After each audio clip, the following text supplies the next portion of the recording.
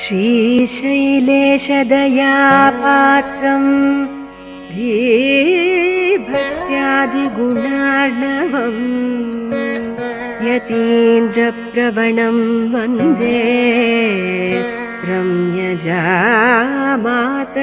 मुनिम्। शक्ति पञ्चमय विग्रहात्मने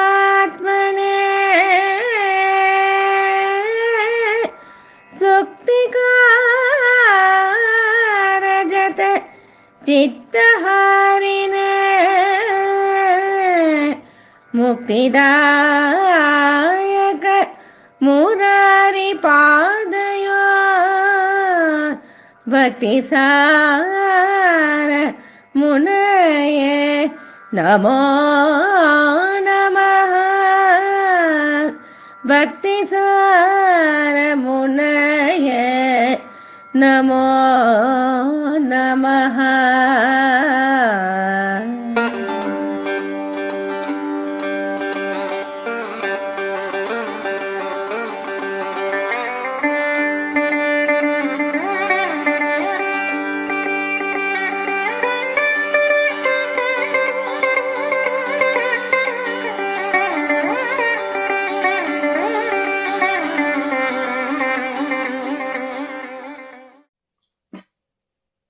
ஆழ்வார் எம்பெருமானார் ஜியரு திருவடிகளே சரணம். சேஷசேன லோச்சனாமிருதா நதீரயா குலிதலோலமானானாம் ஆலம்பமிவா மோதா ஸ்தம்பத்பயம் அந்தரங்கமபியாமஹா. இந்த பெருங்கேத்தி ராமானுஜ முனிதன் வாய்ந்த மலர்பாதம் வணங்குகின்றன். ஐந்த பெரும் சீரார் சடகோபன் செந்தமிழ் வேதம் தரிக்கும் பேராகர உள்ளம் பெறாம். தேவருமாள் பெரியபிராட்டியார் கிருபையாலும் ஜெகதாச்சாரியர் என்று கொண்டாடப்படுகின்ற எம்பெருமானார் உடையவருடைய அனுக்கிரக விசேஷத்தாலும் அப்பெருமை பெற்ற எம்பெருமானார் தரிசனத்தை வளர்த்து வருகின்ற பரம கைங்கரியங்களை செய்து வருகின்ற பரமஹம்ச இத்தியாதி ஸ்ரீ யதிராஜஜீயர் சுவாமியினுடைய நியமன முகத்தாலும் திருமலை அனந்தாழ்வான் ஆச்சாரியனுடைய பரம கிருபையாலும் நிர்ஹேதுக கிருபையாலும் திவ்ய பிரபந்த தாரா என்கிற வைபவத்தில திருமிசைப்பிரான் அருளி செய்த நான்முகம் திருவந்தாதியில் 11வது பாசுரம் தொடக்கமாக நாம் அன்வயிக்க இருக்கிறோம். திருமிசை ஆழ்வாருடைய பாசுரத்தினுடைய கருத்துக்களை நாம் இங்க தெரிவித்த சத்தவரலாம் என்று ஆரம்பிக்கிறார். திருமிசை ஆழ்வார் தையில் மகத்திலே அவதரித்தவர். திருமிசையிலே அவதரித்ததால் திருமிசைப்பிரான் என்கிற பெயர் பெற்றார். இவர் சுதர்சன விஷமாக அவதரித்தவர். பக்திசாரர், மகிஷார் புராதீசர், பார்கவத் பஜர். திருமிசை ஆழ்வார் மழிசை பிரான் உரையிலிடாதவர் என்கிற திருநாமத்தோடே இவர் பலவாறாக வழங்கப்படுகிறார். இவர் அருளிய திவ்ய பிரபந்தங்கள் 2. ஒன்று திருச்சந்த விருத்தம், 2வது நான்முகம் திருவந்தாதி. பேயாழ்வாருடைய சீடரான திருமிசை ஆழ்வார் பேயாழ்வார் அருளிய கருத்துக்களை பெரும்பாலும் தனது பாசுரங்களில நான்முகம் திருவந்தாதியில வெளியிடுகிறார். பேயாழ்வார் ஜெகத்காரணம், பொன்னாடி, புரிசங்கம், கையேந்தும் அப்பேற்பட்ட ஸ்ரீமன் நாராயணனே பரதத்துவம் என்ன அவருடைய திருவடிகளை நமக்கு சார்பு என்ன ஆழ்வார் அவர்களை செய்தார். அதையேதான் இந்த திருமிசை ஆழ்வாரும் நாராயணன், காரணன், பரத்வம் வேற எந்த தெய்வமே இல்லை என்பதை திடமாகவும் திண்ணமாகவும் உறுதியாக கூறியவர் திருமுஷப்பிரான். இவர் அருளிய பாசுரத்தை மேலே அனுபவிக்க இருக்கிறோம். வாழ்த்துகவாய் காண்கவன் கசவி மகுடம் தாழ்த்தி வணங்குமின்கள் தன்மலராள் சூழ்த்ததுழாய் மண்ணு நீழ்முடி என் தொல்லமா தன்னை வழாவன் கைவொப்பி மதித்து. அடியார்க்கு எளியவனாக இருக்கிறான் எம்பெருமான். அப்பொழுது எல்லா கரணங்களாலும் இந்த சரீரத்துல இருக்கிற நம்ம போன்ற சம்சாரிகள் அங்கங்களை கொண்டு எம்பெருமானை துதித்து ஓய்வு பெற வேண்டும் என்று இப்பாசுரத்தில அனுபவிக்கிறார். அப்பொழுது வணங்குவித்துக் கொண்டு கேட்கின்ற லட்சணத்தை இந்த பாசுரத்திலே அனுபவிக்கிறார். இந்த பாசுரத்தை கருத்து சொல்லுவதற்காக இப்படி அன்வயம் கொள்ள வேண்டும். சூழ்த்ததுழாய் மன்னனின் முடி என் தொல்லை மால் தன்னை கைகுப்பி மதித்து மகுடம் தாழ்த்தி தன்மலரால் வணங்குமின்கள் வாய் வாழ்த்துக கண் காண செவி கேட்க என்று இந்த இடத்துல அன்வயித்துக் கொள்ள வேண்டும். செவிவாய் கண்மூக்க உடலன்னு ஐம்புலனும் என்று இந்த இந்திரியங்கள் எம்பெருமானாலே சிருஷ்டிக்கப்பட்டிருக்கின்ற மனிதன் எம்பெருமானுக்கு கைங்கரியம் பண்ணுவதற்காக இந்த அங்கங்களையும் சொல்லுகிறார். திருத்துழாய் மாறை அது எம்பெருமான் தனது பெருமை மிகுந்த நீண்ட திருமுடியிலே தரித்தவனாக இருக்கிறான்.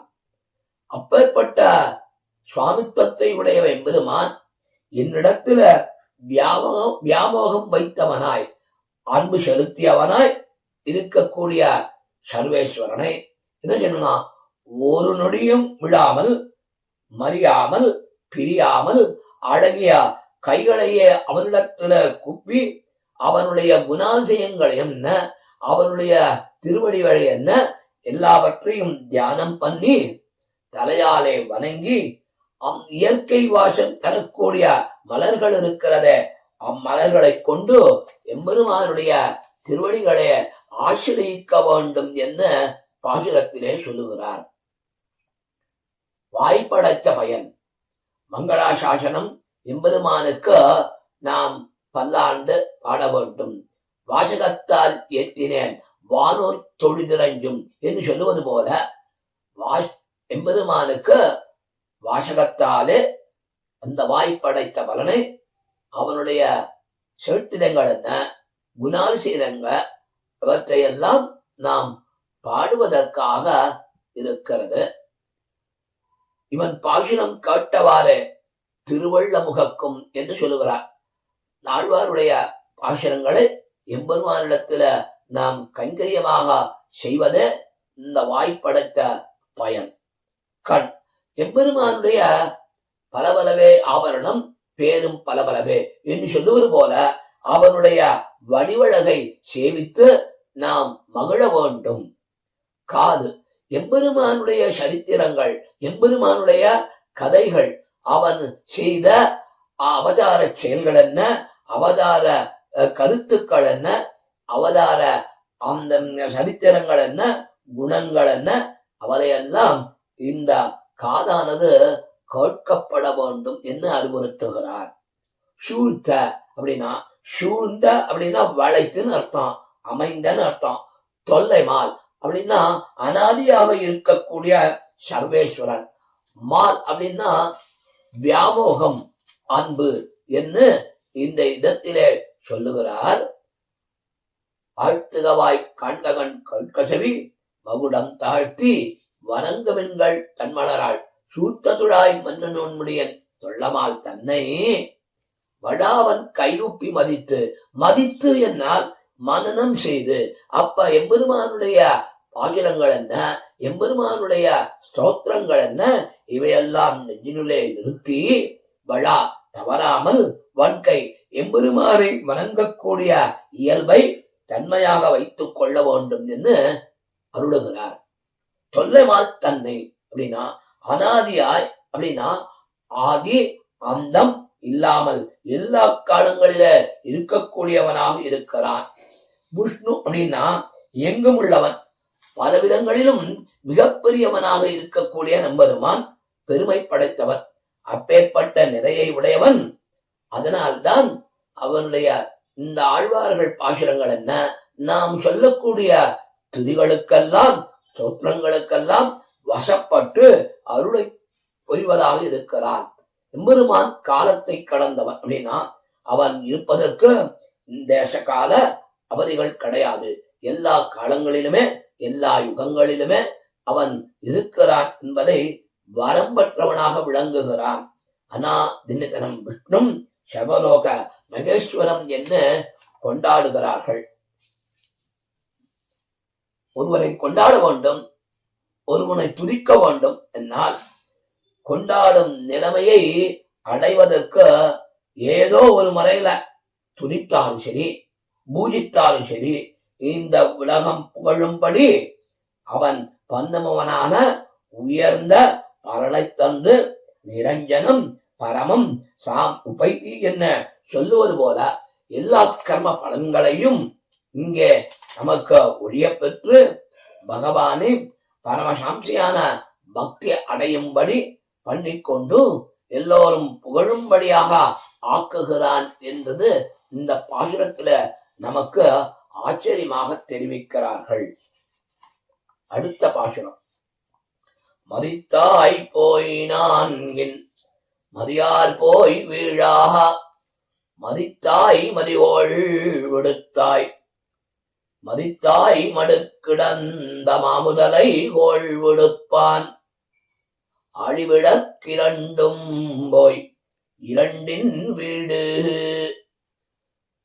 தன்னை அடைந்தவர்கள், தன்னை சரணாகதி பற்றியவர்கள், சரணடைந்தவர்களை எம்பெருமான் எவ்வாறு வாழ்வுக்கிறான் என்பதை இப்பாசுரத்திலே ஆழ்வார் நமக்கு தெரிவிக்கிறார்.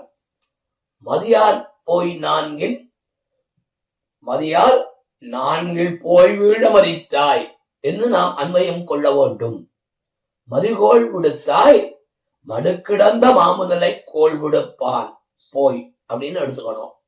மூன்றாவதாக ஆழிவிடக்கு மதித்தாய் இரண்டும் போய் இரண்டின் வீடு மதித்தாய் என்று இந்த இடத்துல பாசுரத்தை கருத்துக்காக நாம் அன்வயம் கொள்ள வேண்டும். மதித்தல் அப்படின்னா என்ன அர்த்தம் அப்படின்னா மன உறுதியோடு கொள்ளுதல், திடாத்தியவசாயத்தோட நிற்க வேண்டும், சங்கல்பித்தல் என்று சொல்லுகிறார். மதித்தாய் போய் நான்குன்னா நான்கு யோனிகள்னு சொல்றா. இந்த தேவர்கள், மனுஷர்கள், விலங்குகள், தாவரங்கள். அப்ப தேவதி, திரியக்கு, மனுஷத்து, ஸ்தாவரம் என்ன நான்கு வகைப்படுகிறது. அப்ப நான்கு யோனிகளிலும் போய் விழும்படி சங்கப்பத்தாலே தைக்கிறார். ஏன்னா எம்பெருமானை பற்றி அறியாதவர்கள், எம்பெருமானை சரணடையாதவர்கள், அவர்களுடைய இந்த தேவர்கள், மனுஷர்கள், விலங்குகள், தாவரம் என்ன நான்கு வகைகளையும் விட்டுக்கொண்டு ஒவ்வொரு பிறவியிலே அறுத்து நமக்கு அருள் செய்கிறான். நான்கு யோனிகளிலும் மதினா சந்திரன் பேரு, கோள்னா துன்பம் வரு, க்ஷயரோகம். சந்திரனுடைய கவலையை, வியாசனத்தை போக்குகிறான் என்பதுமான். ஆழிவிடற்கு அப்படின்னார் சக்கராயுதத்தை விடுவதற்கு மதியார் விழி மதித்தாய் கோள் விடுப்பான் புரிந்தாய் இரண்டும் போய் அப்படின்னார். முதலை யானை இவற்றின் நிலை நீங்க போய் எம்பெருமான் அருள் புரிந்தான்னு சொல்லுகிறார். இந்த பாசுரத்தில கஜேந்திராழ்வானுடைய விருத்தாந்தத்தை அருளுகிறார். இரண்டின் வீடு அப்படின்னா வீடுன்னா விடுதலைன்னு அர்த்தம், வீடுன்னா மோட்சம்னு அர்த்தம், வீடு பெற்றை அடைதல் அப்படின்னா இந்த இடத்துல யானைக்கு வீடு பெறுதல் அப்படின்னா மோட்சத்தை கொடுத்தான். முதலைக்கு அதுக்கு தனக்கு ஏற்பட்ட சாபத்திலிருந்து விடுவித்துக் கொள்ளுகிறபடினாலே விடு என்று சொல்லுகிறார். மடுவில் இருந்த அப்படின்னா அந்த பெரிய முதலை இருக்கிறத முதலையினோட பலத்தை அழிப்பதற்காக எம்பெருமான் வந்து அருளினான் அப்படின்றார். திருவாழி திருச்சக்கரத்தை பிரயோகிப்பதற்காக சங்கல்பித்தாய் அப்படின்னார். ஆழிவிடற்கு இரண்டும் போய், ஆனையும் முதலையும் போய் அப்படின்றார். இரண்டு, முதலை ஆக்குகிறான் என்பதுமான், யானை தன் திருவடிகளிலே பற்றியதாலே தன்னை அடையும்படி எம்பெருமான் சங்கல்பித்தான். மதித்தாய் போய் நான்கின் மதியார் போழ விதித்தாய். இந்த வேதாந்தங்கள் இருக்கிறத எங்கும் எங்கும் சொல்லுகிறது எம்பெருமானுடைய பெருமையை. அப்பிராப்பிய மனசாசகா என்று அவன் வேதத்தாலே சொல்லப்படுகின்ற அவனை உணராதவர்கள் அவதுபடியும்படியாக மதித்தாய். உன்னை மதியாதவர்கள் அவர்களெல்லாம் நுண்ணரா ஷிபா அப்படின்னா தள்ளுபடி, அவர்களை தள்ளுகிறானே எம்பெருமான். அதனாலே இந்த சதுர்வித யோனிக்கும் விழும்படி நினைத்தாய், மதிகோள் விடுத்தாய். சந்திரனுக்கு கவலையை போக்கினான்னு சொல்றோம். மடுக்கிடந்த முதலை நான் கஜேந்திராளானை பற்றின பற்று விடும்படியாக சங்கல்பமின்னிக்கு திருவாழியை விடுகைக்கு நினைத்தாய்.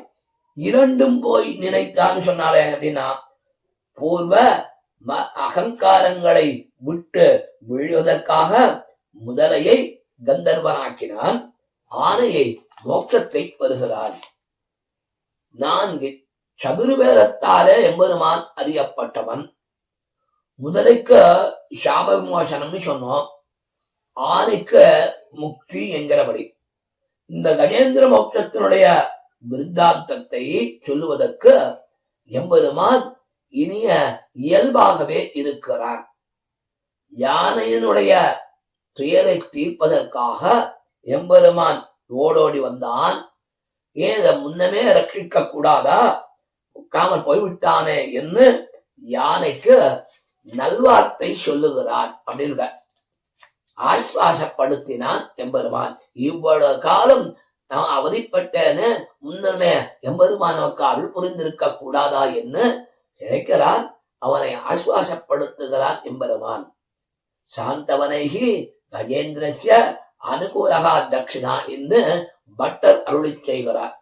எம்பெருமானுடைய கண்ணு இருக்கிறத தாமரை கண்ணும் சரணாகரவத்திலாக இருக்கக்கூடிய மதுசூதனன் தன்னிடம் காதல் வைத்து யானையின் மேல் அருள் கூர்ந்து என்ன செய்தான்னா இனிமையாக பேசினான் அப்படின்னு. இதைத்தான் ஆழ்வார் அனுபவிக்கும் பொழுது தொடுங்காரல் களிரளிப்பான் புள்ளோந்து தோன்னினையே என்று அனுபவிக்கிறார். யானையை விடுவித்தது, ரட்சித்தது இந்த சரிதத்தை கேட்டால் நமக்கு என்னன்னா எல்லா பாவங்களும் போகும். இந்த சரித்திரத்தின் மூலம் எம்பெருமான் நம்மை தூய்மைப்படுத்துகிறான். இதைத்தான் திருச்சந்த விருத்தத்துல திருமழிசை ஆழ்வார் அனுபவிக்கிறார். அனந்தன் மேல் கிடந்தயம் புண்ணியா என்று இவ்வாழ்வார் சாதித்து தலை கட்டுகிறார். ஆனையானது வருஷ காலங்களாலே துன்புறுகிறது. நானும் அநாதிகாலமாக சம்சார பெருங்கடலில விழுந்து நான் நோவுபடுகிறேன். இவற்றையெல்லாம் நீர் தெரிந்து கொண்டு நமக்கு ஆணைக்கு அருளை இந்த கண்ணரா. யானை அகப்பட்டது என்பது ஒரு மடுவில, நான் அகப்பட்டது பிறவி என்கிற பெருங்கடலில.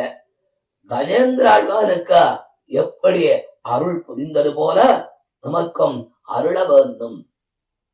யானையும் துயரம் தீர புள்ளோந்து வந்தான்னு சொன்னா முதலையை உடனே கொல்லவில்லை, மனமில்லாமல் உடனே ஆழியை தொடவில்லை. இதைத்தான் ஆழி தொட்டான் அப்படின்னு இந்த திருமங்கை ஆழ்வார் அனுபவிக்கிறார்.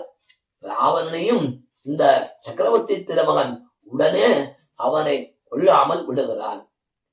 முதலையால் கவ்வப்பட்ட யானையையும் காலை கவ்விய முதலையையும் சேர்த்து எம்பெருமான் ஒரு நொடிப்பொழுதிலே அந்த நீரிலிருந்த கரையேற்றி பின்னர் முதலையை துணித்தான் என்று புராணத்திலே சொல்லப்படுகிறது. அடுத்த பாசுரம். மதித்தாய் போய் நான்கின் மதியார் போய் வீழ மதித்தாய் மதியோள் விடுத்தாய் அடுக்கிடந்த மாமுதலை கோள் விடுப்பான் ஆழிவிடக்கிரண்டும் போய் இரண்டின் வீடு. அடுத்த பாசுரம். வீடாக்கும் பெத்தி அறியாது மெய் வருத்தி கூடாக்கி நின்னொண்டு கொண்டுடல்வீர். வீடாக்கும் மெய்ப்பொருள்தான் வேத முதற் பொருள்தான் இன்னவர்க்கு நற்பொருள்தான் நாராயணன். பெற்றி அப்படின்னா வகைன்னு அர்த்தம், விரதம்னு அர்த்தம். நற்பொருள்னா அனுபவத்திற்கு இனிமையானவன் என்று சொல்லுகிறார். இந்த பாசுரத்தில வீடாக்கும் பெத்தி அறியாத மெய் வருத்தி கூடாக்கு நின்னுண்டு கொண்டுழல்வீர். வீடாக்கும் மெய்ப்பொருள்தான் வேத முதற் பொருள்தான் விண்ணவர்க்கு நற்பொருள்தான் நாராயணன் என்று நாம் அன்வைக்க கொள்ள வேண்டும்.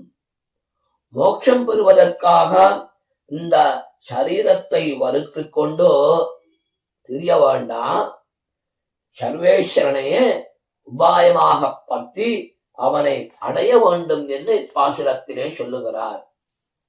மோட்சத்தை அடைவதற்கு உண்டாக்கும் சாதனம் இந்த வழியை அறியாமல் சரீரத்தை வருத்திக் கொள்வது உண்மல் இமோடு பொறுப்பார் உத்தமர்கண் செய்வாரே. அப்பேற்பட்டவர்கள் இந்த விரதத்தை உடம்பை தளர்த்தி கொண்டு மோட்சத்தை தரக்கூடிய மேலான வழியை பின்பற்றாமல், அது எதிலே சொல்லப்பட்டிருக்குன்னா வேதத்திலே பிரதானமாக சொல்லப்பட்ட பொருள் அப்படின்னு எழுதுற. பரமோ உபாயம், பரம்னா மேலான, உபாயம்னாக்கா வழி, மேலான வழி அப்படின்னு இந்த இடத்துல காட்டுகிறார். விண்ணவர்க்கு நற்பொருள் தான். நித்தியசூரிகள் என்று சொல்லக்கூடியவர்கள் பரமபதத்தில தன்னுடைய விலட்சணமான தன் வடிவை காட்டுகிறான் எம்பெருமான். சத்தியே பிரதிஷ்டிதா கிருஷ்ண சத்தியம் அஸ்மித்த பிரதிஷ்டிதம் சத்தா சத்தே கோவிந்தா தஸ்மாத் சத்திய சதாமதா என்று மகாபாரதத்திலே சொல்லுகிறான். சத்தியத்தில நிலை பெற்றவனாக இருக்கிறான் கண்ணன் பெருமான். சத்தியம் அவனிடத்திலே நிலை பெற்றிருக்கிறது. அப்பொழுது எம்பெருமான், அதனால்தான் ஞானிகள் அவனை சத்தியப்பிரதன் என்று கொண்டாடுகிறார்கள். பரமபதத்தில நித்தியசூரிகள் சதாபஷ்யந்தியே சூரையகா என்று எம்பெருமானுடைய வடிவழகையும் குணங்களையும் கொண்டாடி கொண்டிருக்கிறார்கள். இந்த சம்சாரிகள் மோட்சத்தை கொடுக்க பிரகாரத்தை அறியாது, வேத முதற் பொருள் என்பது அறியாது, எம்பெருமானிடத்தில பிரேமையும் எம்பெருமானிடத்தில அவனுக்கு கைங்கரியம் பண்ணாமல் இருக்கக்கூடியவர்களையே சொல்லுகிறார். அதனாலே மோட்சப்பிரதன் என்று வேதத்தாலே கொண்டாடப்படுகிறான். இன்னவர்களுக்கு பிராப்தியமான இருக்கிறான். இவண்ணம் நினைந்தவர்க்கு மெய்நின் அவித்தகனை அப்படிங்கிறார். சத்தியம் சத்தியம் சத்தியம் புனர்சத்தியம் முத்ரித்யம் முஜமுச்சதே வேதாசாஸ்திரம் பரம் நாஸ்தி நசைவம் நதைவம் கேசவாத் பரம் என்று சொல்கிறார். வேதமே பரம பிரமாணம், கேசவனே பரதெய்வம். இந்த வேதத்திற்கு மேலான சாஸ்திரம் எதுவும் இல்லை. அப்பொழுது கேசவனுக்கு மேலான தெய்வம் இல்லை.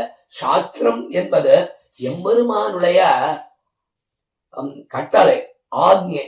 இதுவே உயர்ந்த பிரமாணமாக சொல்லுகிறது. ஏன்னா க அப்படின்னா பிரம்மான்னு அர்த்தம், ஈசன் அர்த்தம். இந்த இரண்டு வரையும் உண்டாக்கியதால் பகவானுக்கு கேசவன் என்கிற திருநாமம் இருக்கிறது. நாம் சொல்வது உண்மை, சத்தியம் சத்தியம் என்ன மீண்டும் முற்காலத்திலும் சொல்லக்கூடியவனாக இருக்கிறார். அப்பேற்பட்ட எம்பெருமான் மெய் அப்படின்னா சத்தியன்னு பேரு, நல்லவன் பேரு.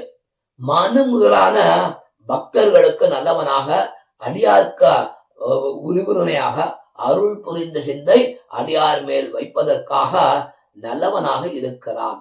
மாசிதேஷு சத்சுதாமது ஆஸ்ரிதா, சத்துக்களுக்கு நன்மை செய்பவனாக இருக்கிறார்.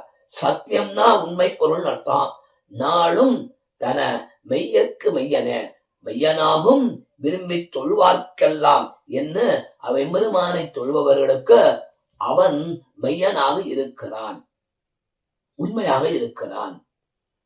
சத்தியம், சத்தியம்னா உண்மைன்னு சொல்றோம். இந்த எம்பெருமான் மெய்யன், சத்தியமூர்த்தி என்று தமிழ் உருவகப்படுத்துகிறார். மெய்யன் எம்பெருமானுடைய திருநாமம். திருமையமலையாளா என்று அவர் அனுபவிக்கிறார். திருமையத்தில இருக்கின்ற எம்பெருமான், அவன் எடுக்கிற இடமானது சத்தியகிரி. அவனுடைய திருநாமமோ சத்தியமூர்த்தி. சாத்விகமான இந்த சாஸ்திரங்கள் இருக்கிறதே, அவர்களை போற்றப்படுவதாலே எம்பெருமானுக்கு உண்மையான பெருமையை உடையவனாக திகழ்கிறான். விண்ணவர்க்கு நற்பொருள்தான் நாராயணன். நாம் முன்பே அனுபவித்தோம். நித்தியசூரிகளுக்கு எம்பெருமான் நற்பொருளாக விளங்குகிறான்னா, நம்மை போன்ற சம்சாரிகளுக்கு யார் என்ன நற்பொருள் அப்படின்னா அவனுடைய திருநாமம். அதைத்தான் இங்க ஆச்சரியமாக சொன்னார். விண்ணவர்க்கு நற்பொருள்தான் நாராயணன். அவனுடைய திருநாமம் இருக்கிறத அந்த எட்டெழுத்தும் ஓதுவார்கள் வல்லர் மானமாளவே என்ன சொல்லக்கூடிய இந்த திருநாமம் நமக்கு நற்பொருளை அளிக்கிறது. திரௌபதிக்கு ஆபத்தில புடவ சுரந்தது திருநாம பலத்தாலே. அப்பொழுது விண்ணவர்களுக்கு நற்பொருளாக இருக்கக்கூடியவன் எம்பெருமான், மன்னவர்களுக்கு அவனுடைய இந்த திருநாமமே நமக்கு நற்பொருளை தந்து நம்மளை விண்ணவராக்கி நாமும் அந்த நற்பொருளை அனுபவிக்கிறார். இதைத்தான் ஆழ்வார் அனுபவிக்கிறார். குளந்தரும் செல்வம் தந்திடும் அடியார் படுதுயர் ஆயினவெல்லாம் நிரந்தரம் செய்யும் நில்வசும் பருளும் அருளோடு பெருநிலவழிக்கும் வளந்தரும் மத்தும் தந்திடும் பெற்றதாயினும் ஆயினு சொல்லும் நலந்தரும் சொல்லை நான் கண்டுகொண்டேன். நாராயணா என்னும் நாமம் நலந்தரும் சொல்லாக விளங்கக்கூடிய இந்த திருநாமத்தை நாம் எம்பெருமானிடத்துல நாம் சமர்ப்பிக்க வேண்டும். இதையெல்லாம் இங்கே கேட்கிறோம்னா ஆச்சாரிய முகேன நாம் எடுக்கிறோமே, அதைத்தான் இந்த இடத்திலே விண்ணவர்க்கு நற்பொருள்தான் நாராயணன். நமக்கெல்லாம் அவனுடைய திருநாமத்தையே அவன் அளிக்கிறானே அப்படின்னா, திருநாமத்தை உச்சரித்து திருவட்டாற்ற மந்திரத்தை நாம் அனுபவித்துக் கொண்டவே இருப்பமையானால் நாமும் விண்ணுவராக இருப்போம். அங்கே நமக்கு நற்பொருள்தான் நாராயணன் என்பதை பாசுரத்தின் மூலமே நமக்கு காட்டுகிறார். நாராயணன் என்னையாளி நரகத்துச் சேராமல் காக்கும் திருமால் தன் பேரான பேசப்பெறாத வினச்சமயர் பேச கேட்டு ஆசைப்பட்ட ஆழ்வார் பலர். நாராயணன் என்னையாளி நரகத்துச் சேராமல், முதலிலே அப்படி அன்மையும் கொள்ள வேண்டும்.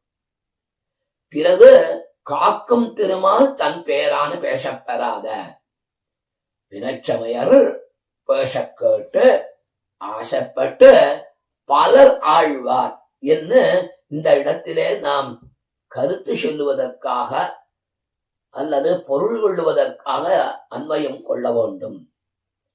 சர்வசேஷியாக இருக்கிறான் எம்பெருமான், ரட்சிக்கும் தன்மையுடையவனாக இருக்கிறான், சியப்பதியாக இருக்கிறான். அப்பேற்பட்ட திருநாமங்களை அனுபவிக்க அனுசந்திக்க பாக்கியம் இல்லாதவர்கள் யாருங்கடா? பிற மதத்தவர்கள் சொல்லுகின்ற அந்த விபரீத அர்த்தங்களை கேட்டும் அதிலே ஆசைப்பட்டு அநேகங்கள் மூழ்கி போகிறார்கள் என்னுடைய மோட்சத்தை அடையும் வழிய அறியாதபடியால் நாட்டிலே இருக்கக்கூடிய அறியாதவர்கள் இருக்கிறார்களா என்றால் ஓர் பிற மதத்தினர் வேத பிரமாணம் அல்ல என்று ஒதுங்குகிற பௌத்த சார்வாதிகள் 2 பேர் உண்டு. பாஹ்யர் குதிருஷ்டிகள்னு வேத பாஹ்யர்கள் எனப்படுவர். இந்த வேத பாஹ்யர்கள் வேதத்தை பிரமாணம் என்ன அவர்கள் கொள்ள மாட்டார்கள். அவர்கள் அதுதான் பிணச்சமயர் பேச கேட்டு அப்படின்னார். குதிருஷ்டிகள் அவர்கள் வேதாந்த கருத்தங்களைய வேத பிரமாணங்களை எல்லாம் ஒத்துக்கொண்டு அதற்கு மாறான குதிருஷ்ட புத்தியினாலே விபரீதமான அர்த்தங்களை கேட்கிறார் சொல்லுகிறார்கள். அப்பேற்பட்ட பேச்சை கேட்டு அதிலே ஆசைப்பட்டு அப்படியே அடைபவர்கள் இழிநிலையை அடைவார்கள் என்கிறார் பாசுரத்துல. எம்பெருமான தனது முயற்சியாலே பெறுவது சாத்தியம் என்று சொல்லுகிறார். சாதனத்தாலே சாதிக்கப்படுவது சாத்தியம். அவனுடைய ரட்சகம் இருக்கிறது, காக்கும் தன்மை இருக்கிறது, அது இயல்பானது. பகவானுடைய ரட்சணம் இயல்பானது, சுவாபாவமாகவே அமைகிறது. ஒரு காரணத்தை பற்றி வருவது கிடையாது. இதைத்தான் இதை எதை போல இருக்கிறதுனா புஷ்பம் இருக்கிறது, அதிலே வாசம் எப்படி இயற்கையாக இருக்கிறதோ அதை போலவே எம்பெருமானும் இனியவனாகவும் வாசமுள்ளவனாகவும் நமக்கு அன்பை பெருக்கே ஆக்கக்கூடியவனாக இருக்கிறான். அகில ஜெகத் சுவாமின் அஸ்மஸ்வாமின் சர்வசேஷியாய் இருக்கிறான்னு சொன்னோம். சேதன இந்த அச்சேதன வஸ்துக்களுக்கு எல்லாவற்றிற்கும் அவனேதான் தலைவன். எல்லா உலகங்களுக்கும் ஆதாரமாக இருக்கிறான் எம்பெருமான். எல்லா உலகங்களுக்கும் சுவாமியே. இதைத்தான் இந்த இடத்துல மோட்சத்தை பெற உபாயத்தை ஆச்சரியமாக உடையவர் நமக்கு காண்பிக்கிறார்.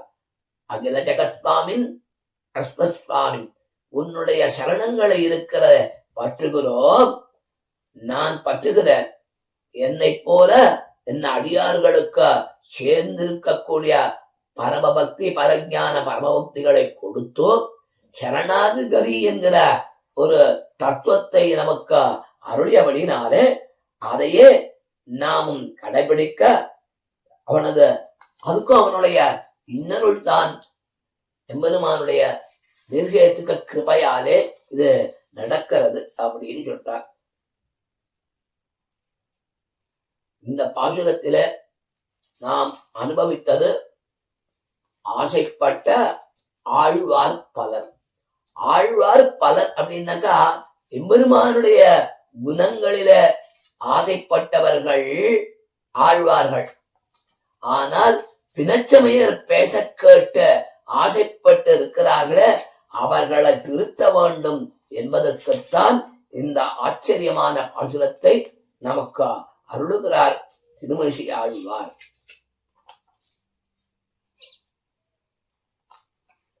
பலதே வரைத்தப்படிகடந்தான் பாதம் மலரேரைத்திரஞ்சி வாழ்த்த வளராகில் மார்க்கண்டன் கண்ட வகையே வரும் கண்டீர் நீர்கண்டன் கண்ட நிலை.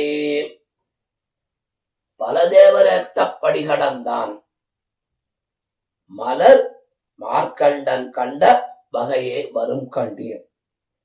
பல தேவரத்தப்படி கடந்தான் பாதமலரிட்டிரஞ்சி வாழ்த்த வளராகில் நீர்கண்டன் கண்ட நிலை. இந்த பாசுரத்தில 3 நிலைகள் சொல்லுகிறார்கள். எம்பெருமானுடைய நிலை, மார்க்கண்டேயனுடைய நிலை, நீர்கண்டன் கண்ட நிலை. இந்த 3 நிலம் கண்ட வகையே வரும் கண்டீர். லோகத்தில எம்பெருமான் திருவிக்கிரமாவதாரம் எடுத்தான், இந்த உலகத்தை அளந்தான், எல்லா தலைகளிலுமே சமமாக திருவடிகளை வைத்து தானே எல்லாவற்றிற்கும் தலைவன் சேஷி என்று காட்டி அருள்கிறான். அப்பேற்பட்ட எம்பெருமானுடைய திருவடிகளை வாழ்த்தியதான் மார்க்கண்டன் கண்டுகொண்ட வகையே நாம் அறியலாம் என்று இந்த பாசுரத்திலே சொல்லுகிறார். தேவர்கள் பலர் இந்த பூமியை அளந்தவனுடைய திருவடிகளிலே மலர்களை சேர்த்து வணங்கி அவனை ஸ்தோத்திரம் பண்ணி வல்லவர்களாக இருந்தால் அப்படின்னா நீரேறு சஞ்சரை நீலகண்டனும் நான் முகனும் முறையால் அவர்கள் எப்படி பல தேவர்கள் எம்பெருமானை பூஜிக்கிறார்களோ வணங்குகிறார்களோ அந்த விஷநீரை கொண்ட தொண்டையிலே கொண்ட சிவபெருமான் கண்ட நிலைமையை மார்க்கண்டன் நேரே பார்த்த விதமாக நீங்களும் பெறுவீர் அப்படின்னு சொல்றார். மார்க்கண்டயன் சிவபெருமானை வேண்டுகிறார், எனக்கு மோட்சம் கொடுக்க வேண்டும். மோட்சம் தர வல்லவன் சிவபெருமான் சொல்லுகிறார், நான் மோட்சத்திற்கு தர வல்லவதற்கு நான் இல்லை, அதிகாரமும் என்கிட்ட இல்லை. ஆனால் அதையெல்லாம் தருபவன் நாராயணனே என்று காட்டிக் கொடுக்கின்ற நிலைமையை நீர்கண்டன் கண்ட நிலைன்னு சொல்லலாம். மார்க்கண்டேயன் அப்படின்னா நித்தியமாக அழிவில்லாதவர்கள் என்று பொருள்படுகிறது. இந்த சரித்திரத்தில மிருகண்டுன்னு ஒரு முனிவர் இருக்கிறார். மருத்பதி அப்படின்னு இவர்களுக்கு, இந்த தம்பதிகளுக்கு பெரிய குறையாக இருந்தது. பிள்ளை புத்திரபாக்கியம் இல்லாமல் இருந்தது. வாடி வருந்தினார்கள். அந்த பிரம்மாவை குறித்து தவம் செய்தான். பிரம்மாவும் தோன்றினான். அந்த முனிவரிடத்தில கேட்கிறான், முனிவரே, அறிவில்லாத தீய குணமுடைய 100 பிராயம் வாழக்கூடிய மகன் வேண்டுமா, அல்லது அற்ப ஆயுஷனுடைய கூர்மையான தேஜஸ் உடைய அறிவு உடைய ஞானத்தை உடைய மகன் உமக்கு வேண்டுமா என்று அவரிடத்தில் கேட்கிறார். அதற்கு அவர் சொல்லுகிறார், ஆயுள் சிறியதாக இருந்தாலும் அறிவும் அழகும் நிறைந்த தேஜஸ் உடைய புத்திரனையே வேண்டினார். அதற்கு நான்முகனும் அவ்வாறே அனுகிரகித்தான். இந்த மார்க்கண்டேயன் அற்ப ஆயுள தெரிந்து கொண்டு விட்டான். உடனே அந்த தாய் தந்தையர்கள் கலங்குவதைக் கண்டு இவன் தமம் பெறுகிறான் இந்த சிவபெருமானை நோக்கி. அந்த யமன் வந்து விட்டான். இவனுடைய ஆயுசு முடிந்து விட்டது. இவனை கவர்ந்து கொள்வதற்காக யமதூதர்கள் வந்த முன்பு இவன் மறுக்கிறான்.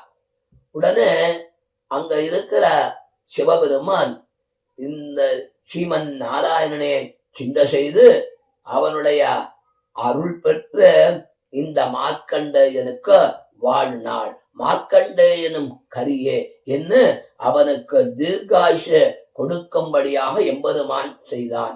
இது புராண வரலாறு. இந்த அச்சாவதாரத்தில நாம் இதை எங்க அனுபவிக்கலாம் என்றால், திருவள்ளக்குளத்தில எழுந்துருள் இருக்கிற அந்த எம்பெருமான் இருக்கிறானே அன்னம் பெருமாள் சீனிவாசன், அந்த இடத்தில மார்க்கண்டேயனுக்கு அவன் வாழ்நாள் அவனுக்கு ஒரு வாழ்வை கொடுத்தான் என்பதை நாம் இந்த அச்சாவதாரத்திலே சொல்லுகிறோம். கண்ணார் கடல் போல் திருமே நிகரியாய் அப்படின்னு எடுக்கிறார். என் இடரை களையாயே, அப்பொழுது அடியார்களும் நீண்ட ஆயுள்களையும் எம்பெருமான் அடிப்பான் என்பது இந்த பாசுரத்தில் இருந்த நமக்கு மார்க்கண்டன் கண்ட வகையே வரும் கண்டீர் நீர்கண்டன் கண்ட நிலை என்று இந்த பாசுரத்திலே சொல்லுகிறார். அடுத்த பாசுரம், நிலைமன் நெஞ்சமன்னான் தேவர் தலைவன்னர் தாமே மாத்தாகா பல மன்னர் போர் மாளவங்கதிரோன் மாயப் பொழில் மறையா தேராழியால் மறைத்து ஆரால். தன்னை பற்றியவர்களிடத்தில எம்பெருமான் பட்சபாதம் உடையவன் அப்படின்னா, அடியார்களிடக்க என்ன தீங்கு வந்தாலும் எம்பெருமான் பொறுத்து கொள்ள மாட்டான். இதைத்தான் தம்முடைய அப்பேற்பட்ட ஸ்வபாவத்தை உடைய எம்பெருமானுடைய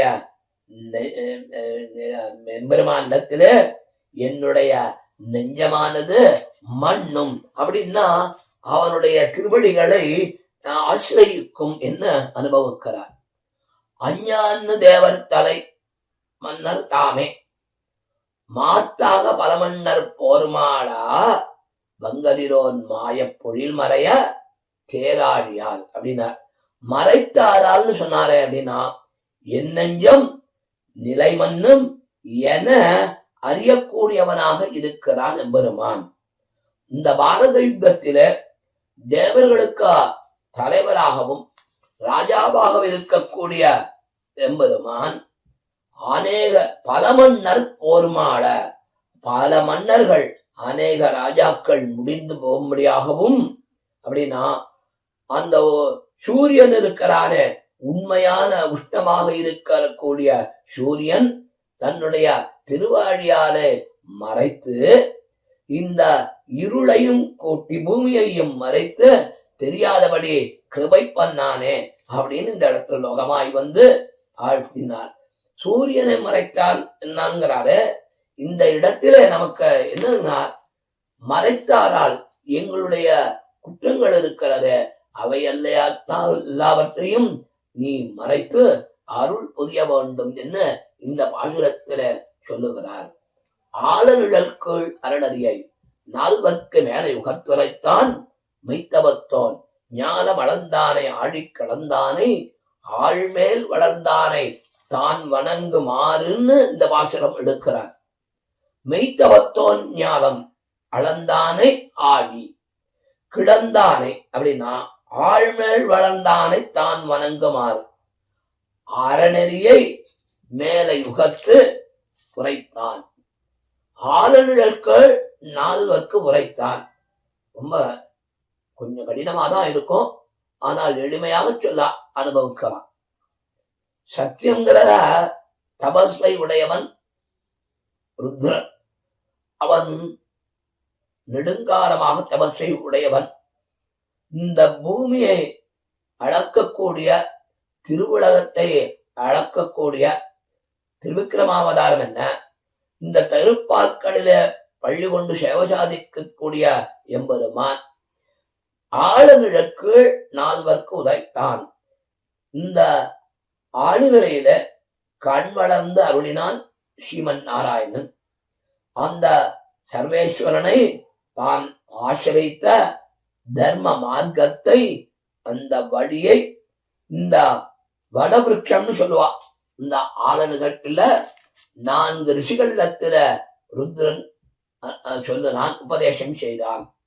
அந்த ரிஷிகள் யாருன்னா அகஸ்தியர், புலஸ்தியர், தக்ஷன், மார்க்கண்டேயன் இவர்களுக்கு சொன்னான். இந்த பாசுரத்துல ஆளுநிழற்குள் அறநெறின்னு சொன்னாரே, என்ன நெறி அப்படின்னா பரத்வம், எல்லாவற்றிற்கும் நானே தலைவன் அப்படிங்கிறார். பிரளயம் வந்தது, பிரளயத்தில இந்த ஆழியானது கடல் இருக்கிறது, உலகம் இருக்கிறது, எல்லாவற்றையும் எம்பெருமான் விழுங்குகிறான். இதைத்தான் மஞ்சாடு வரையேழும் கடல்களேழும் வானகமும் மன்னகமும் மத்தமெல்லாம் எஞ்சாமல் வைத்தடக்கி ஆளின் மேலோர் இளந்தளரில் கண் வளர்ந்த ஈசன் தன்னை. அப்ப இளந்தளரிலே எம்பெருமான் விழுகிறானே, அப்ப எல்லாவற்றிற்கும் நானே தலைவன், நானே படைப்பவன், நானே காப்பவன், நானே ரட்சிப்பவன் என்கிற அந்த ஆளநிழற்குள் கண் வளர்ந்த மீண்டும் தன் சிருஷ்டிக்க ஏதுவாக இருக்கிறானே, இந்த நிகழ்வை நமக்கெல்லாம் ஆதாரமாக இருக்கிறான் என்று இப்பாசுரத்திலே அனுபவித்தார். மாறாயதானவனை வள்ளுகிறாள். மார்பிரண்டு பூராக கீரியகோளரியை வேறாக ஏத்தியிருப்பாரை வெல்லுமே மத்தவரை சாத்தி இருப்பார் தவம். மாறாயதானவனை மார்பு வள் உகிறார். 2 கூறாக கீறிய கோள் அரியை வேறாக ஏத்தி இருப்பாரை மற்ற அவரை சாத்தி இருப்பாரை தவம் நாம் வெல்லும் அப்படின்னு இந்த பாசுரத்தில் அன்வைக்க வேண்டும். விரோதியாக இருக்கிறான் அந்த ஹிரண்யகசிபனுடைய மார்பை அவருடைய கீறிய அந்த நகங்களிலாலே 2 பிளவாக பிளக்கிறான் எம்பெருமான். இது எது சொல்லுகிறது அப்படின்னா, எம்பெருமானுடைய பரமாக்கிரமான வீர செயலை அவன பராக்கிரமனாக இருக்கிறான் என்பதை பலத்தை உடையவனாக இந்த நரசிம்மனை நாம் விலட்சணமாக அந்த யார் அடியார்கள் பிரகலாதன் எம்பெருமானிடத்தில சோத்திரம் பண்ணினான். அது மட்டுமல்லாமல் அந்த சோத்திரம் பண்ண ஸ்ரீ வைஷ்ணவனுடைய தபஸ் இருக்கிறது, அது வெல்லும்னு சொல்றார்.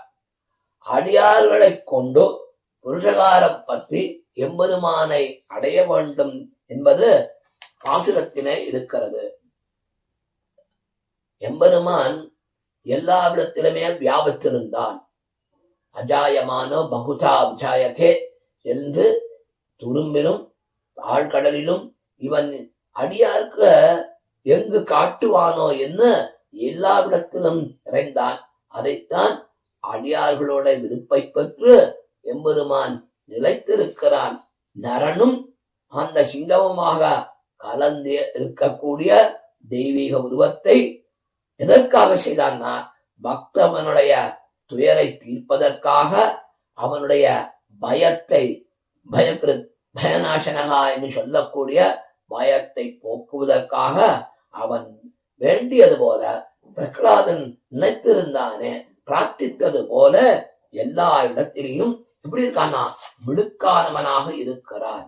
தானவன்னா அரசன் அர்த்தம், மாறுன்னா பகைன்னு அர்த்தம், கோள்னா வலிமையாக இருக்கக்கூடியவன், வேறாக மத்தையோரை காட்டிலும் சிறப்பாக அப்படின்னா, வேறாக எப்படின்னா பெரியாழ்வார் மங்களாசாசனம் பாடினார்.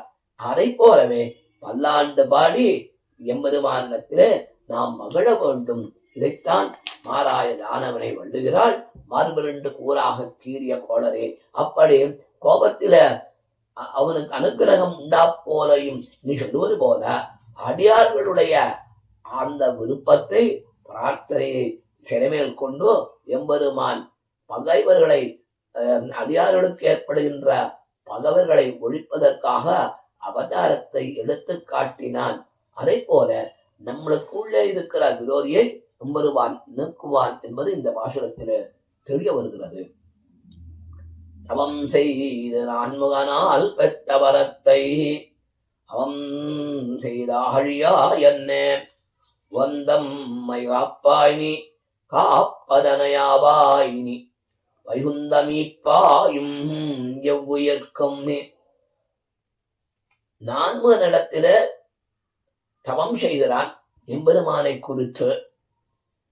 அவனுடைய அந்த வரத்தை இந்த உலகை அறியும்படியாக உவந்து எம்மை காப்பானி ரட்சிக்கிற தன்மை இருக்கிறது. இந்த ரட்சிக்கிற தன்மை வந்துவிட்டது என்றால், ரட்சிக்கிற தன்மை உண்மையாகவும் இருக்கணும், பறிக்கவும் இருக்கணும். இந்த ஆழியாய் அன்னே, இந்த ஆழி உலகத்திலே இருக்கக்கூடிய நான்முகன் தவம் செய்தார், அந்த வரத்தை காப்பானி. அதே போல பல தேவர்கள் பிரம்மனை குறித்து வரம் செய்கிறார்கள், வரத்தையும் கொடுத்துடுறான். அந்த வரத்தை கொடுத்து விடுகிறாரே தவிர அதை காப்பதற்கு ஸ்ரீமன் நாராயணனிடத்தில இவர்கள் முறையிடுகிறார்கள். அப்பேற்பட்ட ஆழியாயன்னு உவந்தம்மை காப்பானி, எப்படி அந்த பிரம்மனையும் காப்பாற்றுகிறான், அவனுக்கு வரம் தந்த பிரம்மனையும் காப்பாற்றுகிறான், வரத்திற்கு உதவியாயிருந்த அந்த தவம் செய்தானே அவனையும் எம்பெருமான் காத்தருள்கிறான். அப்பதனை அவாயினி வைகுந்த மீட்பாயும் இவ்வுயிர்க்கும் நீ. வைகுந்த மீட்பான்னா மோட்ச பிரதானம் கொடுக்கக்கூடியவனாக இருக்கக்கூடிய சர்வேஸ்வரன் இருக்கிறானே, அவனையும் இந்த ரட்சித்து காட்டுகிறான். எவ்வுயிர்க்கும் நீ அப்படின்னா இந்த மரங்கள் என்ன திரிவித பரிச்சேத்தியம் என்று சொல்வார்கள். காலத்தாலே தேசத்தாலே எம்பெருமானை அளவிட முடியாது, வஸ்துக்களாலே அளவிட முடியாது. அப்படி எம்பெருமான் திரிவித பரிச்சேத்தியம் என்று சொல்லக்கூடிய 3 வகையால எம்பெருமானை அளவிட முடியாது. ஆனால் தபம் செய்த அந்த பிரம்மாவை தான் பரமசேஷி சுவாமித்வம் எல்லாம் விளங்கும்படியாக உந்தியிலே தோத்து வித்தான அப்பேற்பட்ட எம்பெருமான் இந்த உலகத்தையும் காக்கிறான். சத்தியலோகம் என்ன, சிவலோகம் என்ன, எல்லா உலகங்களுக்கும் இவனை தலைவாக இருக்கிறாயே, ரட்சிக்குத்த அருளுகிறாயே. அதை போல எங்களுடைய சஞ்சாரத்திலிருந்து விடுபட்டு அனைத்து சமயத்திலே சொல்லக்கூடிய கருத்துக்களையும் நிராசை பண்ணி அவர்களையும் முட்க வேண்டும், ரட்சிக்க கூடியவனாக இருக்கிறான் எம்பெருமான் என்று இந்த பாசுரத்திலே சொல்லுகிறார். நீயே உலகல்லாகம் நின்னருளே நிற்பனமும், நீயே தவத்தேவதேவனும், நீயே எரிசுடரும் மால் வரையமெண்டிகையும் அண்டத்திரிசுடருமாய இவை. ஆழ்வாருடைய பாசுரம் செவிக்கினியதாக இருக்கிறது, அமிர்தமாக இருக்கிறது. எனவே இந்த மேலும் அனுபவிக்க வேண்டும் என்று எம்பெருமான் ஆசைப்படுகிறான். அதுவும் நீர் இட்ட வழக்கு என்று இந்த இடத்திலே சொல்லுகிறார். பெருமான் உலகங்களை எல்லாம் நடத்துவதும் நீய, நின்னருளே நிற்பனவும் அப்படின்னார். நிற்பனவும் அப்படின்னா நிலையான புருஷார்த்தமான மோட்சத்தை கொடுக்கிறான். அதுவும் நான் உனது அருளாலே, உனது கிருபையாலே நிலையான புருஷார்த்தம். அதனால நிற்பனவும் என்ன சொல்லுகிறார். அதுவும் மோட்சமும் அவனுடைய அருளாலே தேவர்கள் தமம் செய்கிறார்கள். இந்த பிரம்மருத்ராதிகள் மற்றும் முதலான தேவர்களுக்கும் தலைவனாக இருக்கிறாய். தேவாதி தேவன் எனப்படுவான். தேவர்களுக்கெல்லாம் தலைவராக இருக்கக்கூடியவரும் நீரே. அந்த அக்னி இருக்கிறது, அது ஜொலிக்கக்கூடியதாக இருக்கிறது. பெரிய குல பர்வதங்கள் இருக்கிறது. பர்வதங்கள் என்று சொன்னால் மலைகள் அர்த்தம். 8 திசைகளில இருக்கக்கூடிய யாவுமே இந்த அண்டத்திலுள்ள சந்திரர்கள், சூரியர்கள் எல்லாமும் ஒருங்கே அமையப்படு வருகிறது. அப்ப இந்த அண்டச்சராச்சரங்களுக்கு எல்லாத்திற்கும் எம்பெருமான் அந்தர்யாமியாக மறைந்து இருக்கக்கூடியவனாக இருக்கிறாய் என்ன சொல்லுகிறார். இவையெல்லாம் உன்னாலே இயங்குகின்றன. நிற்பனவும் நிலையான புருஷார்த்தம். உலகெல்லாம் நீயே, நிற்பனவும் நின்னருளே. இந்த உலகம் இருக்கிறத, ஜீவித்து இருக்கிறது, இந்த உலகமானது படைக்கப்படுகிறது, இந்த உலகமானது அழிக்கப்படுகிறது, இந்த உலகமானது காக்கப்படுகிறது. எல்லாவற்றிற்கும் உன்னுடைய நின் அருளே, உன்னுடைய அருள்தான். அதனாலேதான் இந்த உலகம் இருக்கிறது அப்படின்னா. தமம் தேவர் தேவனும் நீயே அப்படின்னா இந்த தேவர்களுக்கெல்லாம் தேவனாக இருக்கக்கூடியவனும் நீயே. எரிசுடரும் மால்வரையும் எண்டிகையும் அண்டத்திருசுடரும் ஆய இவை. இந்த லோகங்களுக்கெல்லாம் காரணவனாக இருக்கிறாய். நீயே அனைத்து வஸ்துகளிலுமே இருக்கிறாய். இந்த வஸ்துன்னா முன்பே அனுபவித்தோம். சின்ன வஸ்து என்ன, பெரிய வஸ்து என்ன, ஆகாசங்கள் என்ன, திரிவித பரிச்சேத்திரம், காலத்தாலும் தேசத்தாலும் வஸ்துக்களாலும் இந்த எம்பெருமான் பறந்து இருக்கிறானே அப்படின்னா உன்னுடைய கிருபையாலே படுகிறது. ஒருவன் தவம் செய்கிறான், தவம் பெற்று வரத்தை பெறுகிறான், அதனாலே மகிழ்ச்சி அடைகிறான், மோட்சத்தை பெறுகிறான்.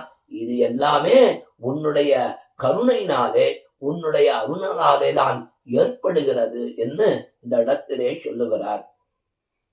ஜொலிக்கின்ற அக்னி, பெரிய பர்வதங்கள், எண்டிசைகள், அந்த அண்டத்தில தேஜஸை உடையவராக இருக்கக்கூடிய யார்னா சந்திரன், சூரியன், இவையெல்லாவற்றிற்கும் எம்பெருமாய் அந்தர்யாமியாய் இருக்கிறான்.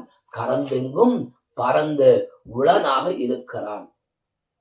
இங்க இரண்டும் சொன்னார். சாதனானுஷ்டானங்களை பண்ணி அதிகாரம் பெற்றவர்கள். சாதனானுஷ்டானங்கள் என்ன? தவம் செய்கிறான் பிரம்மன், அல்லது கடும் எம்பெருமானை துதிக்கிறான். அப்படி அதிகாரம் பெற்றவர்களும் இருக்கிறார்கள். உன்னை ஒழிய வேறு எவரும் என்கிற நிலையை உடையவர்களாக இருப்பவர்களும் இருக்கிறார்கள். நீயே எரிசுடரும் மால்வரையும். இந்த இடத்தில எதற்கு பிரித்து சொல்லுகிறார்கள் என்னால், இந்த அக்னியும் குலபர்வதங்களும் 8 திசைகளையும் அண்டமும் இந்த பதார்த்தங்களில இருக்கிறார். இதைத்தான் பண்டனான்மறையும் வேள்வியும் கேள்வி பதங்களும் பதங்களின் பொருளும் பிண்டமாய் விரிந்த பிறங்கொழியனும் பெருகிய புலனும் கொண்டல் மாறுதங்கள் குலைவரை ஏழும் 7 மலைகளும் விஷமும் அண்டமும் தானாய் நின்ன எம்பெருமான். அவது ஆழ்வார்கள் ஏக கண்டர்கள். ஒரு ஆழ்வார் என்ன கருத்து சொல்லுகிறாரோ அதையே இன்னொரு ஆழ்வார் தம் மனதிலே வைத்துக் கொண்டு சொல்லுவது ஆழ்வார்களுக்கு ஒரு சிறப்பு ஏற்றம். அதனாலதான் இந்த பாசுரத்தும் நீயே தேவர்களுக்கும் நீயே அண்டத்திற்கும் நீயே இருசுடர்வாக இருக்கக்கூடியவனாய் இருக்கக்கூடிய எம்பெருமான் என்று போற்றியாக பாடுகிறார். யதா சர்வாணி பூதானி பவந்தி என்பது எஸ்மாத், எதிலிருந்து எந்த பொருள் வந்ததோ, சர்வபூதானி அப்படின்னா எல்லாவற்றிற்கும், அப்படின்னா நான்முகன் பிரம்மன், எல்லா செடி கொடி விலங்குகள் தாவரங்கள் திரியக்கு எல்லாவற்றிலுமே எம்பெருமான் நிறைந்து இருப்பதாக அவனுக்கு நிமித்த காரணம் பாதான காரணம் காரணம் என்ன, இவையெல்லாம் எங்கிருந்து வருகிறானோ அவன்தான் தலைவனாக இருக்க முடியும். அவன்தான் சிவன் நாராயண். விஷ்ணு சகாசாத்து உத்பூதம் ஜகத் தத்தைவ சக்திதம் என்ன விஷ்ணு புராணத்தில சொல்லக்கூடியவனாக இருக்கிறான். இப்படி இந்த ஆழ்வாருடைய பாசுரங்களை நான்முகன் திருவந்தாதியிலே அனுபவிக்கிறார் ஆழ்வார். இப்பேற்பட்ட முதல் பாசுரத்தில இந்த 10 பாசுரங்களில எம்பெருமான் சில விருத்தாந்தங்களை சொன்னான். மார்க்கண்டன் கண்ட நிலையை சொன்னான். பரத்வம் என்பதை விளக்குகிறார். அந்தர்யாமையாக இருக்கக்கூடியவன் என்றார். சர்வசேஷியாக இருக்கக்கூடியவன் என்று சொல்றார்.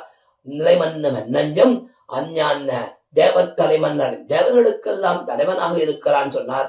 ஊழியர்களுக்கு இந்த உலகத்தையே படைத்தவன், சிருஷ்டி காத்தல் ரட்சிப்பவன் என்கிற அப்பேற்பட்ட கருத்துக்களை எல்லாம் திருமழிசை ஆழ்வார் அனுபவித்தார். நாமும் அனுபவித்தோம். இந்த திவ்ய பிரபந்த தாதா என்கிற வைபவத்தில அடியனுக்கு வாய்ப்பு கொடுத்த ஜிய சுவாமிகளுக்கு திருவடிக்கு பல்லாண்டு. நான்முகன் திருவந்தாதே அவருடைய உரையிடாதவர் அந்த பக்திசாரர். நாமும் பக்திசாரர், அவருடைய சார்ந்திருக்க வேண்டும். பக்தியினால அவருடைய திருவடிகளை தொழுது நாமும் நலம் பெற வேண்டும். அடியார்கள் வாழ அரங்கநகர் வாழ என்று எல்லோருக்கும் எல்லா உலகங்களுக்கும் எல்லாரும் வாழ வேண்டும் என அந்த திருவடிகளிலே பிரார்த்தித்து அடிய இந்த உபன்யாசத்தை நிறைவு செய்கிற ஸ்ரீயக்காந்தாய கல்யாணத்தினம் ஸ்ரீவேங்கட நிவாசாய சீனிவாசாய மங்களம். ஆழ்வார் எம்பெருமானார் ஜிய திருவடிகளே சரணம். பற்பமெனத்திகழ் பைங்கழலும் தன் பல்லவமே விரலும் பற்பமென திகழ் பைங்கழலும் தன் பல்லவமே விரலும் பாவனமாகிய பைந்துவராடை பதிந்த மருங்கழகும் பாவனமாகிய பைந்துவராடை பதிந்த மருங்கழகும் முப்புரி நூலோடு முன் கையில் ஏந்திய முக்கோல் தன்னழகும் எப்பொழுதும் யதிராசன் வடிவழகு என் இதயத்துள்ளதால் இல்லை எனக்கெதிர் இல்லை எனக்கெதிர் இல்லை எனக்கெதிரே இல்லை எனக்கெதிர் இல்லை எனக்கெதிர் இல்லை எனக்கெதிரே இல்லை எனக்கெதிரே இல்லை எனக்கெதிரே இல்லை எனக்கெதிரே